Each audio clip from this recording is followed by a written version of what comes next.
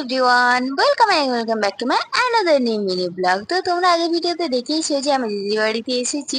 আর দিদির বাড়িতে আসবো আর ঘুরতে যাবো না তা তো হয়ই না। তো আমরা যেদিন এসেছিলাম, মানে আমি যেদিন এসেছিলাম সেদিন বিকেল বেলা আমরা গেছিলাম মেলা দেখতে একটা জায়গায়।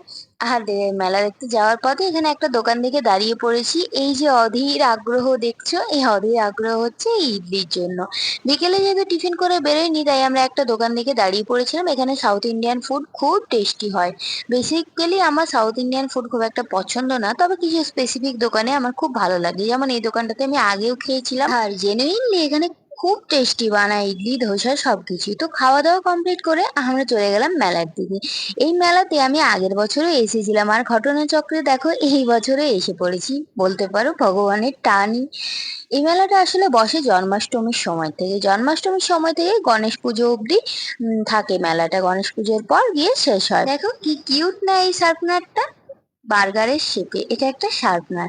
তো অনেক কিছু কেনাকাটার পর আমরা চলে গেছিলাম একটু খেতে। বেসিক্যালি আমরা তো খেতেই যাই সব জায়গায়।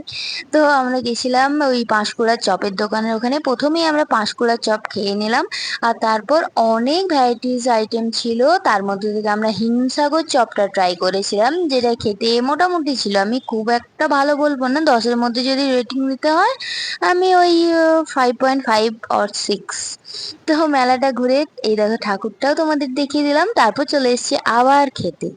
আর এসছি এখন মেলার ঘুগনি খেতে। মেলার ঘুগনি আমার ভীষণ ভালো লাগে। আর তারপর ক্যাম্পা কোলা দিয়ে হজম করে আজকের ব্লগটা এখানেই শেষ করলাম। চলো তোমাদের সাথে দেখা হচ্ছে নেক্সট ব্লগে। কালকে কলকাতা যেতে হবে, বাড়ি গিয়ে রেস্ট করি। দেখা হচ্ছে নেক্সট ব্লগে, টাটা।